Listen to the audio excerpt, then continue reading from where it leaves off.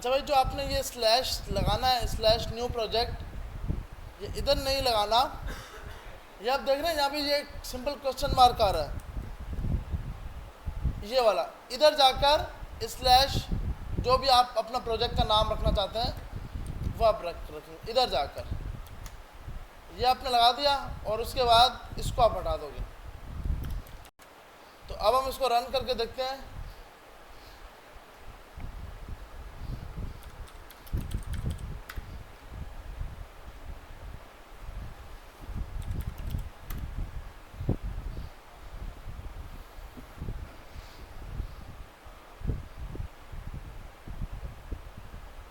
अब हमने जब इसको हिट किया, इधर आए पेज पे कनेक्ट करते हैं। कनेक्ट करने के बाद आपके सामने एक प्रोजेक्ट आ रहा होगा, न्यू प्रोजेक्ट। ये आप देख रहे हैं, यहाँ पे इसने क्लिक करा दिया न्यू प्रोजेक्ट। तो यहाँ पर आप मल्टीपल अपने प्रोजेक्ट बना सकते हैं एक ही क्लस्टर के अंदर। एक ही क्लस्टर के अंदर आप मल्टीपल प्रोजेक्ट्स सिंपल क्रिएट कर सकते हो। एक प्रोजेक्ट के अंदर 50+ आप क्रिएट कर सकते हो, मतलब 50 से ज़्यादा तक प्रोजेक्ट आप एक ही डेटाबेस में रख सकते हो। इसका हरगिज़ मकसद नहीं है कि इसका एक ही डेटाबेस है। डेटाबेस ये है मेन वाला, मतलब आपके पास जैसे आपने ये दोनों के अभी डिलीट किए, बाय डिफ़ॉल्ट ये आपके पास बनाएगा सिंपल टेस्ट। अगर इसको नाम नहीं मिलता तो फिर ये बनाएगा टेस्ट। आपने यहाँ पर आके नाम दे दिया क्लास प्रोजेक्ट स्लैश के बाद, इस स्लैश के बाद आपने लगा दिया। और अब जब आप हिट करोगे, अकाउंट बनाओगे, तो यहाँ पे आपने रिफ्रेश किया। रिफ्रेश करने के बाद आपके पास न्यू प्रोजेक्ट के नाम से, हमने किस नाम से बनाया था, क्लास प्रोजेक्ट। तो यहाँ पे न्यू प्रोजेक्ट क्यों आ रहा है?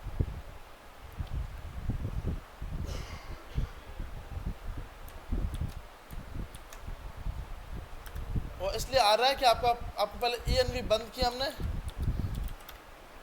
ये सेव कर दिया न्यू प्रोजेक्ट के नाम से। अब इसको हिट करते हैं।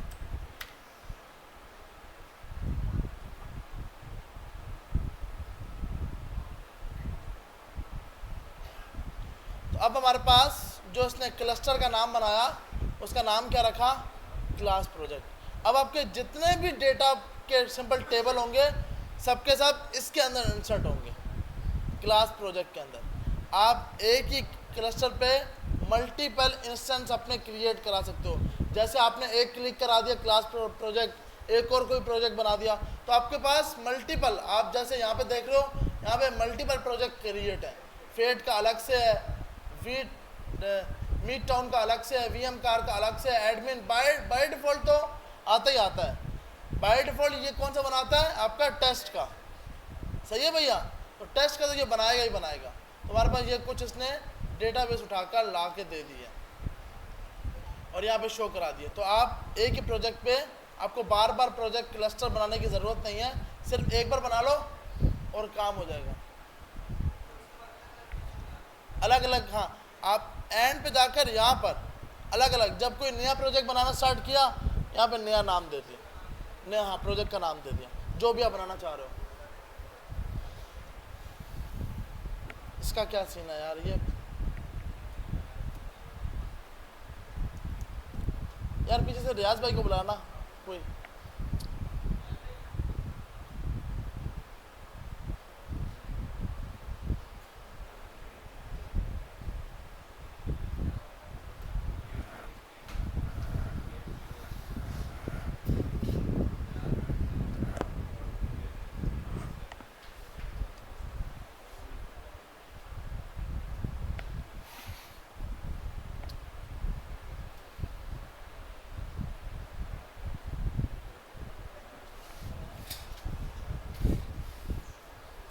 अच्छा, ये तो हमारे पास सिंपल, ये मैं समझ आ गया कि हम इजीली मल्टीपल क्लस्टर अपने पास बना सकते हैं। तो आप एक ही प्रोजेक्ट एक बार बनाने दे रहे हैं तो माल गनीमत है, उसी के अंदर बनाते रहो, ठीक है? बार बार टेंशन नहीं है कि फ्री वाला है या नहीं है। तो हमारे पास यहाँ पर जाकर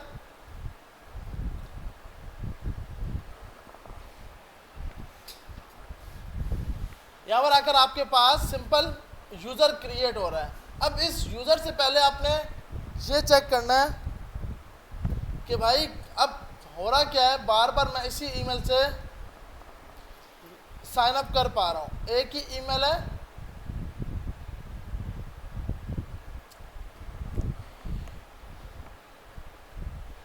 एक ही ईमेल के ऊपर ये बार बार आपको साइन अप करने दे रहा है। सबसे पहले तो क्यूरी ये मारनी है कि अगर उसका अकाउंट पहले से रजिस्टर है तो उसको रजिस्टर नहीं करने देना, कि भाई आपका ईमेल पहले से रजिस्टर है। तो इसके लिए आप एक क्यूरी लगाओगे जो मोंगोडीबी की अपनी क्यूरी है, फाइंड की।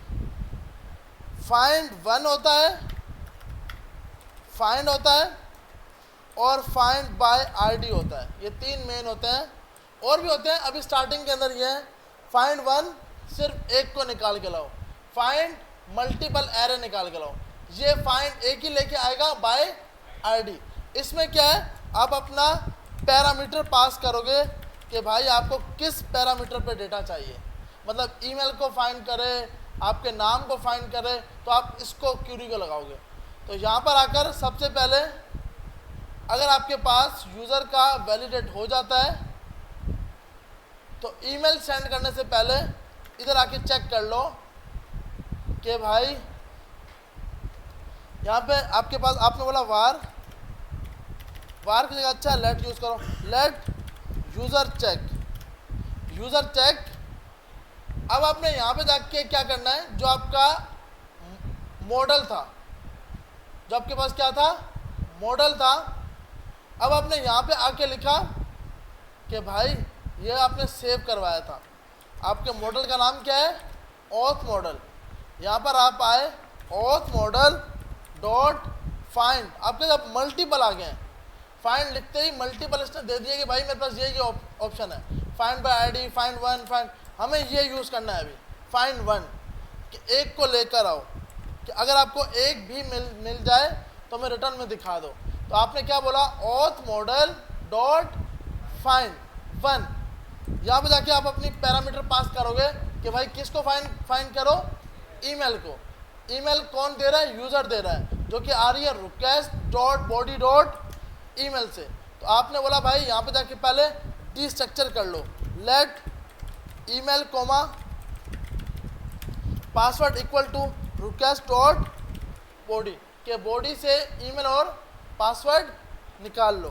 फिर आपने यहाँ पे आके बोला भी पहले कंसोल पे दिखा दो कि क्या ईमेल आपको मिली या नहीं मिली। अगर आपको ईमेल मिल गई तो आपने यहाँ पर आकर ईमेल बोल देना है कि भाई फाइंड करो ईमेल को। इसके बाद अवेट लगाना बहुत ज़रूरी है, क्योंकि इस लाइन पे रुका रहे, इसका रिजल्ट आना चाहिए। अब आपने बोला अगर आपको यूज़र चेक मिल गया,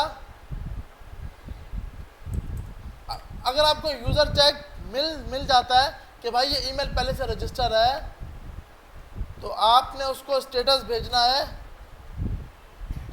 यहाँ पे रिटर्न करा दोगे ईमेल ऑलरेडी एग्जिस्ट।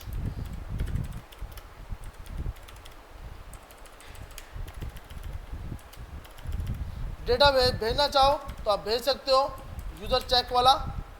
और तीसरा, आप एक की भेजते हो, स्टेटस की, जो कि आपने बोला बाय डिफ़ॉल्ट क्या होगा, फॉल्स होगा। और यहाँ पे आपने बोला 400 बैड रिक्वेस्ट, 404 का मतलब होता है नॉट फाउंड, ये बैड रिक्वेस्ट है कि दोबारा से ईमेल के ऊपर रजिस्टर होने जा रहा है।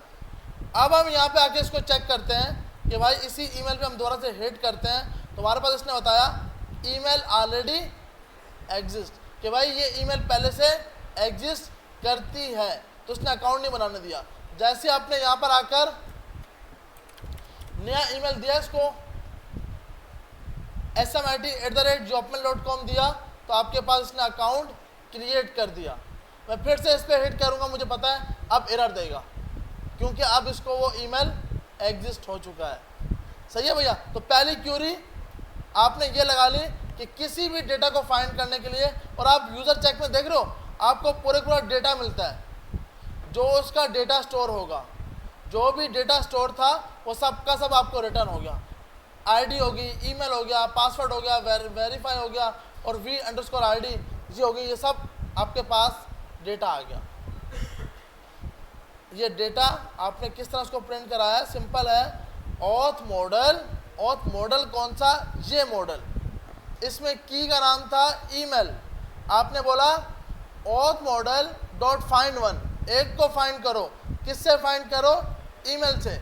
अगर आपको ये ईमेल मिलता है तो इसका मतलब यूज़र पहले से रजिस्टर है, उसको ये एरर दिखा दो, ईमेल ऑलरेडी एग्जिस्ट। अगर ईमेल नहीं मिलता तो उसको ये दिखा दो, यूज़र स्टोर और यूज़र। यहाँ तक सबको समझ आ गई या फिर नहीं आई? सही है।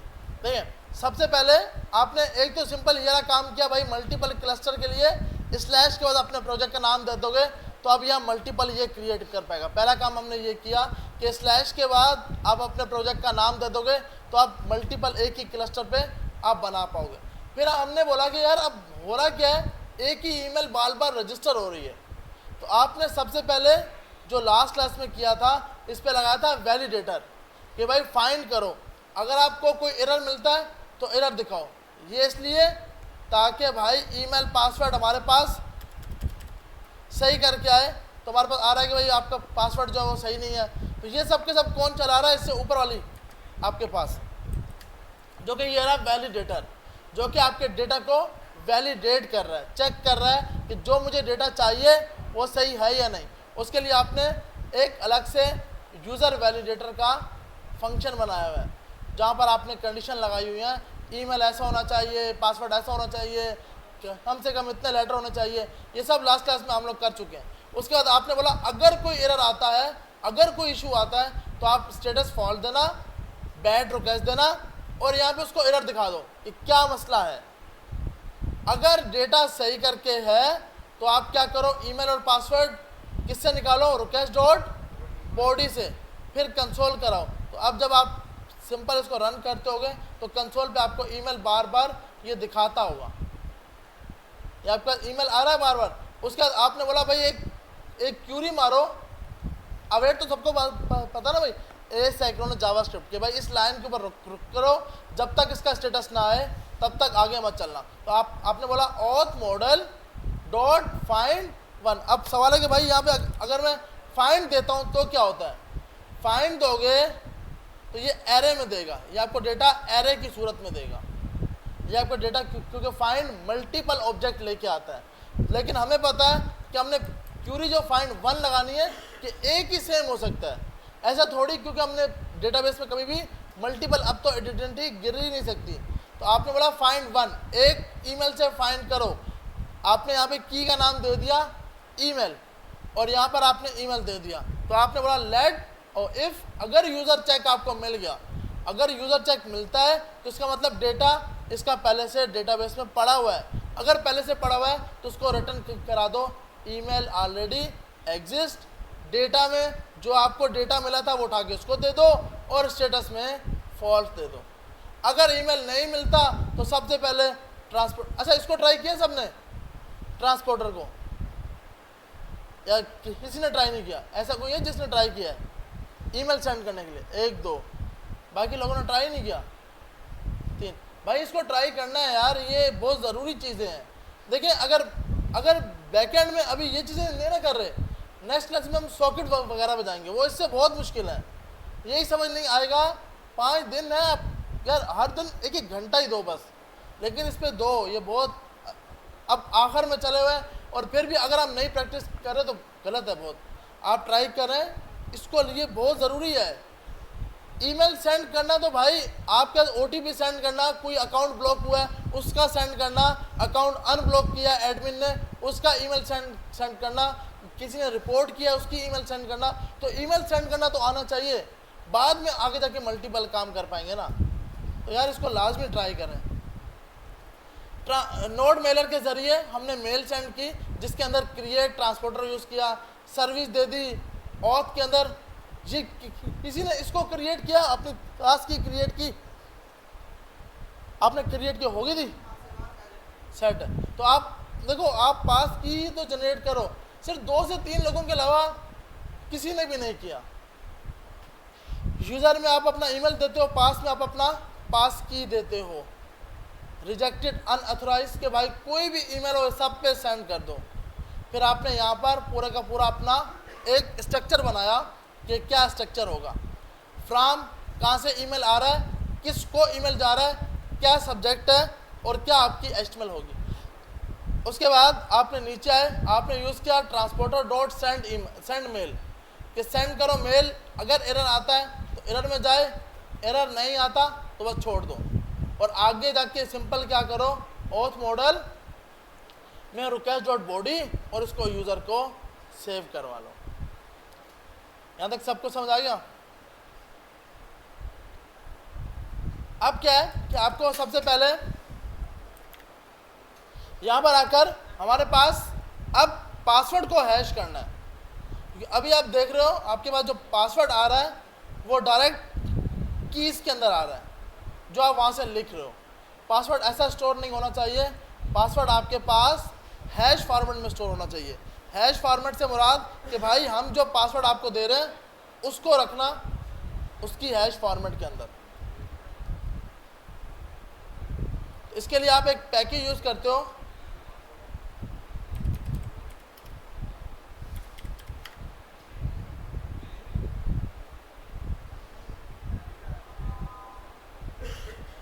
bcrypt वाला। आपके पास ये पैकेज आपको आपके पासवर्ड को हैश फॉर्मेट में कन्वर्ट करता है। मतलब जब भी आपको अपना पासवर्ड हैश फॉर्मेट में लगाना हो तो आप इसको यूज़ करते हो, bcrypt। सही है भाई।